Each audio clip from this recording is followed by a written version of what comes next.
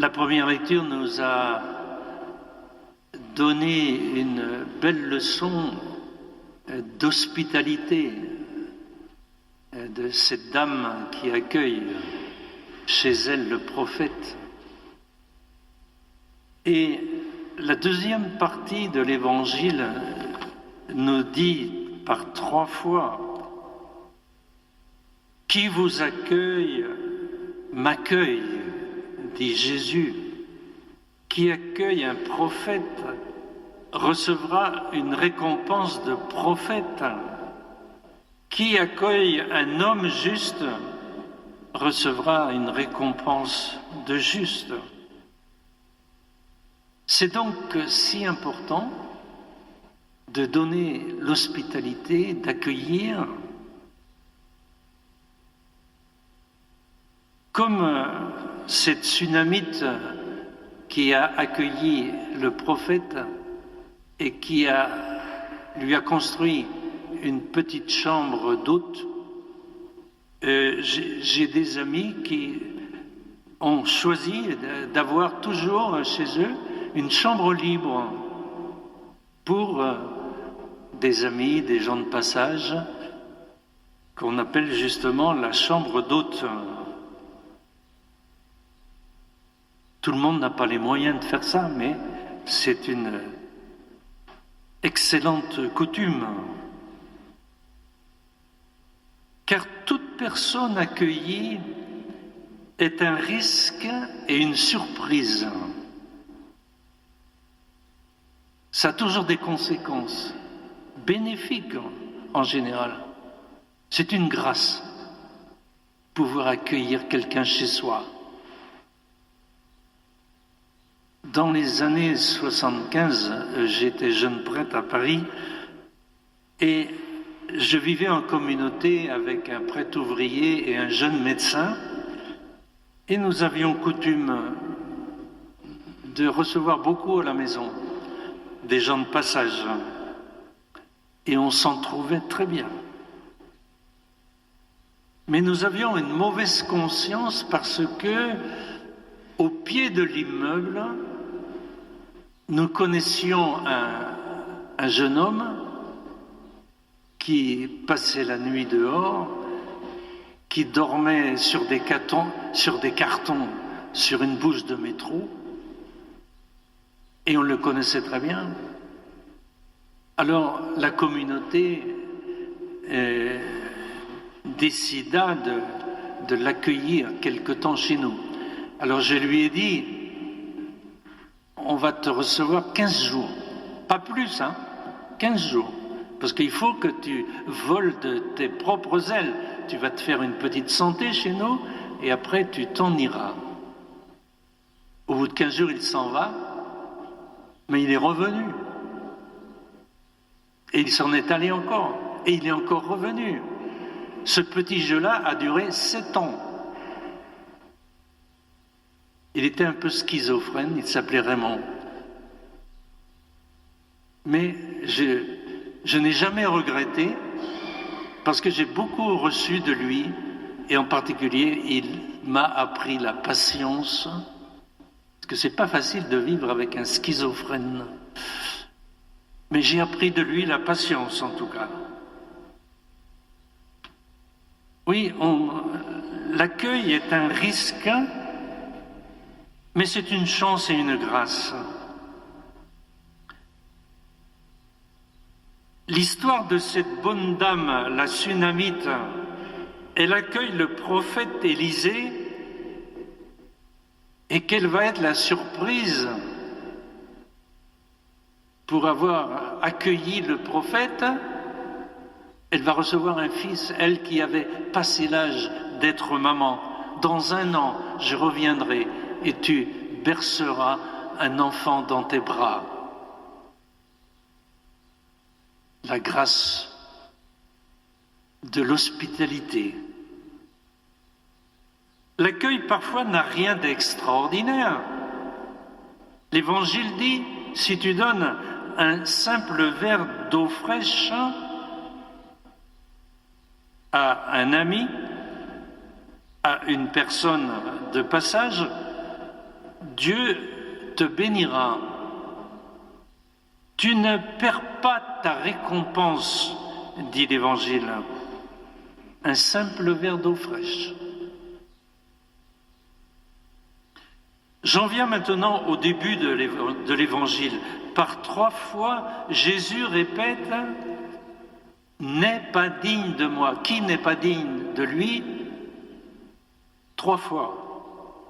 Et dans l'Évangile de Saint Luc parallèle, le « n'est pas digne de moi » devient « ne peut pas être mon disciple ». C'est encore plus clair.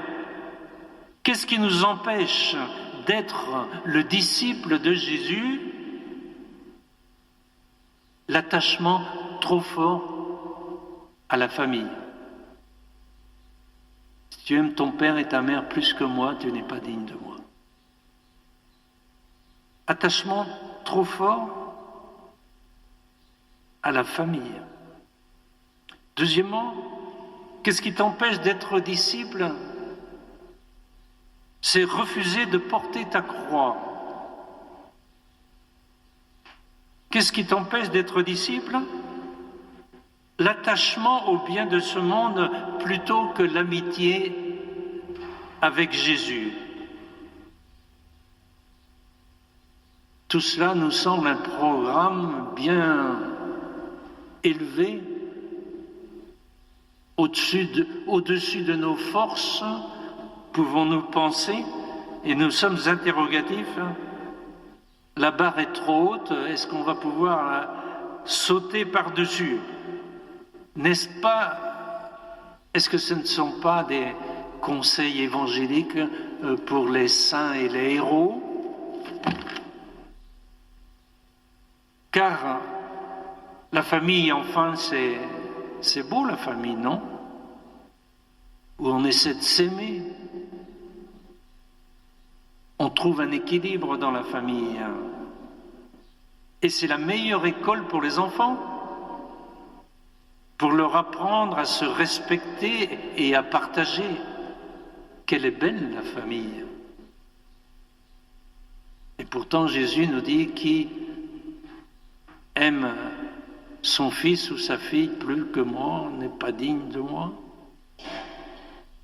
Et renoncer à tous ces biens acquis légitimement, tout le monde ne peut pas vivre à la manière de Saint François d'Assise ou à la manière de Charles de Foucauld. Mais si Jésus nous dit ça, c'est quand même pour nous. Et si ça nous semble difficile,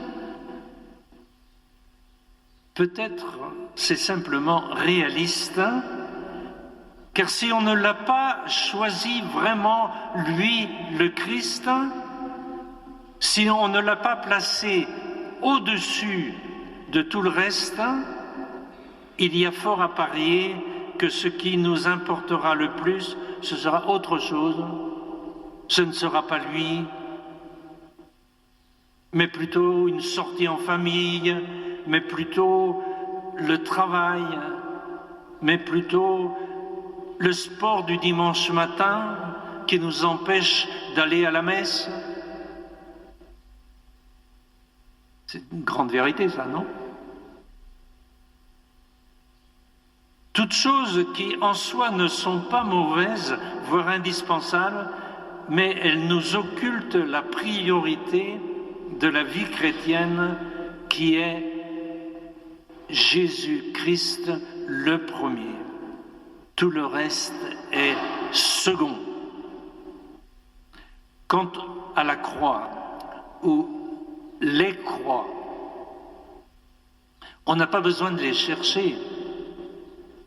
Elles nous tombent dessus un jour. La maladie, l'accident, un AVC tout d'un coup qui t'emporte immédiatement au CHU. Je dis ça parce que cette semaine, dans ma communauté, le pauvre Joseph, là, il a fait un AVC et on a appelé le SAMU. Et il est encore au CHU. Mais ça va bien. Il y a un adage qui dit Si tu refuses de porter ta croix avec Jésus, alors tu risques de devoir la porter tout seul. Dans le fond, il n'y a pas à se faire de soucis pour la croix, car Jésus est là à ton côté, qui va la porter avec toi. Est-ce que Jésus n'a pas été aidé, rappelez-vous, récit de la Passion, par Simon de Cyrène, ce bon paysan qui revenait des champs et qui a aidé Jésus à porter la croix. Est-ce que Jésus n'est pas encore plus fort que Simon de Cyrène? Est-ce qu'il ne va pas te prêter son épaule pour porter ta croix? Il vaut mieux la porter avec lui que tout seul. Et je termine. 2 versets de cette écriture que nous pouvons garder pour la semaine en mémoire. Qui m'accueille ou accueille n'importe quelle personne, accueille celui qui m'a envoyé. Qui a perdu sa vie à cause de moi la trouvera. Amen.